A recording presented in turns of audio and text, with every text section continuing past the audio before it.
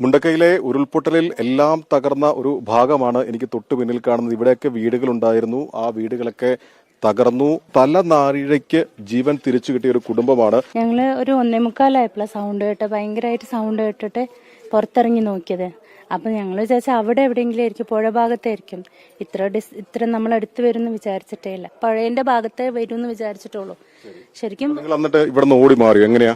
ഓടി ഉപ്പയും ഉമ്മയും മക്കളെല്ലാരെയും വിളിച്ചിട്ട് നമ്മള് മദ്രസിലേക്ക് മാറുമായിരുന്നു. താമസിക്കാൻ ഒരിക്കലും കഴിയില്ല. കാരണം ഞങ്ങൾ ഇന്നലെ ഉരുള് പൊട്ടി വന്നെടുത്ത് പോയിരുന്നു. ഇത് മുമ്പ് ഇങ്ങനെ 2018 പൊട്ടിപ്പോഴും ഇങ്ങനെ പറഞ്ഞിരുന്നു അത് ഇനി ബാക്കി വരാണ്ടെന്ന്. പക്ഷെ ബാക്കി ഇത്ര വരാണ്ടെന്ന് ഞങ്ങൾക്ക് അറിയില്ല. നമ്മൾ അത്രയും സ്നേഹത്തോടെ കഴിഞ്ഞ ആൾക്കാരാണ് നെയ്ബേഴ്സൊക്കെ എല്ലാരും. ഏത് മതസ്ഥന്റെ ആവട്ടെ, ഒരു മരിപ്പാവട്ടെ, എല്ലാവരും ഒരുമിച്ച് നിൽക്കുന്ന വലിയൊരു നാടത്. ഇവരുടെ സാധനങ്ങളെല്ലാം മാറ്റുകയാണ്. കൽപ്പറ്റയിൽ കണ്ടെത്തിയ വാടക വീട്ടിലേക്കാണ് ഇവർ പോകുന്നത്.